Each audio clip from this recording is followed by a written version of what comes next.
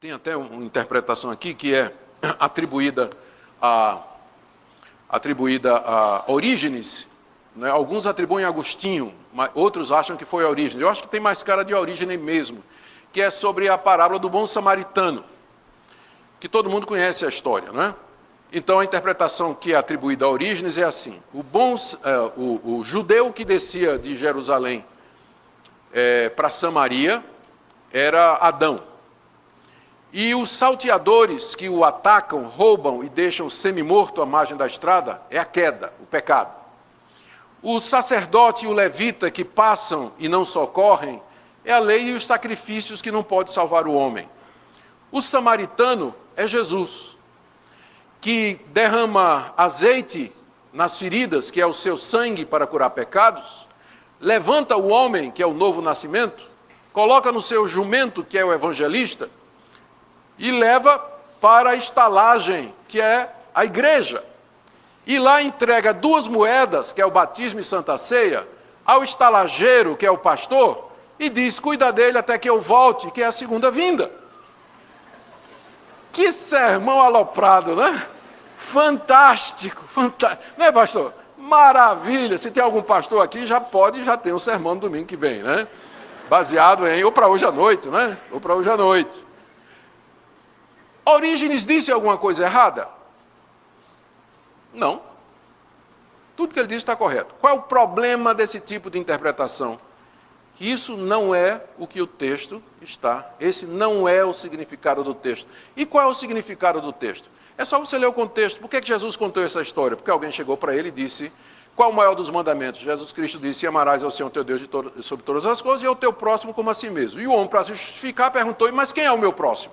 E Jesus contou essa parábola para dizer que meu próximo é quem precisa de mim, mesmo que ele seja um judeu e eu seja um samaritano. É esse o significado da parábola. Não tem outro. O problema é que Orígenes meteu significados ali que não era a intenção original. Não fazia parte não era a intenção de Cristo ensinar a história da salvação a partir daquela história ali. Então, isso é a característica do método alegórico, né? Ela vê coisas e coloca coisas. Às vezes não está dizendo nada errado, mas qual é o problema com esse tipo de interpretação? É que o pastor, depois de ter pregado um sermão como esse, está cumprimentando o pessoal lá fora, e o pessoal assim: pastor, eu li esse texto já há 30 anos, a parábola do bom samaritano, eu nunca entendi como eu entendi hoje, né? E vai dar a interpretação de que o pastor é iluminado e que somente ele tem acesso aos significados mais profundos da Bíblia, porque os crentes durante a semana lendo a Bíblia não veem isso. E isso vai contra o que a Reforma ensina, que o significado da Bíblia chama-se a perspicuidade da Bíblia. Ela é clara, ela é simples, ela está ao alcance de todos. Por isso que uma das primeiras preocupações dos reformadores foi traduzir a Bíblia na língua do povo, para que o próprio povo lesse, para que o próprio povo compreendesse. Durante a Idade Média, o que prevaleceu foi a ideia de que o povo era ignorante, o povo não podia entender a Bíblia. E então, o padre, tudo era em latim, os padres nem sabiam latim, a missa era decorada e rezada de cor, não é? Ninguém entendia nada do que estava sendo dito. Aí eles inventaram a ideia de botar imagem para poder então despertar a atenção do povo. O resultado, o povo passou a adorar a imagem. Meteram dramatização dos mistérios, atores profissionais lá dramatizando as histórias da Bíblia, porque ninguém entendia a pregação mesmo. Reformadores acabaram com tudo isso, dizendo: não, o povo tem que ler a Bíblia, né? É livre interpretação. Pode ler, você mesmo interpreta, e se o pastor estiver dizendo alguma coisa que está fora do sentido claro, verdadeiro da Bíblia, você não é obrigado a concordar com o pastor, não. Sua mente está presa à palavra de Deus, no seu sentido claro e óbvio.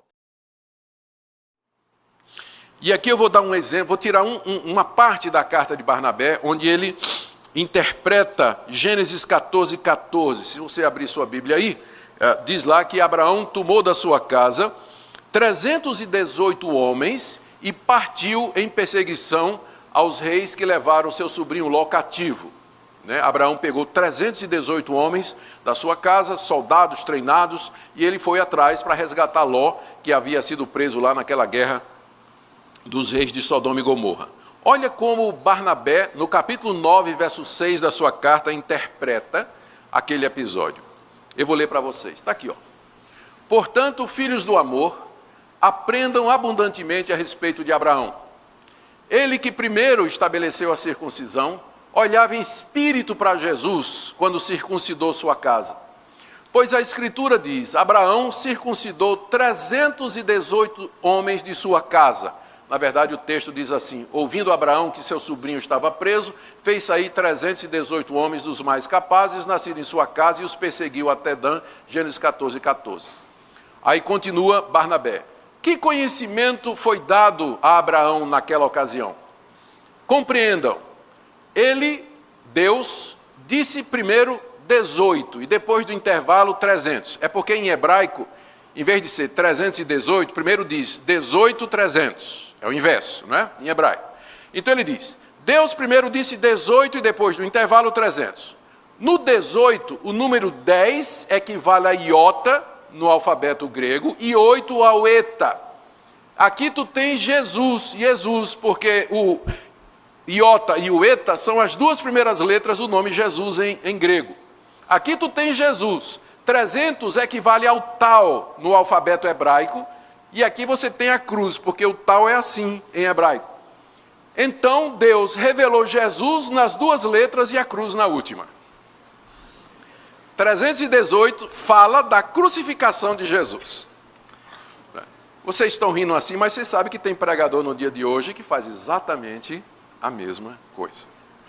Pega um número, pega um nome, pega uma circunstância, pega um evento e dá uma interpretação que os membros da igreja dizem, pastor, eu leio esse texto há 30 anos e eu nunca vi isso.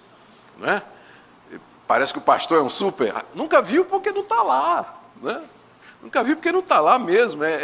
É o uso do método alegórico. Você procurar significados e sentidos que não estão claros, não são óbvios, não são evidentes a todos. Né? Dá nesse tipo de interpretação.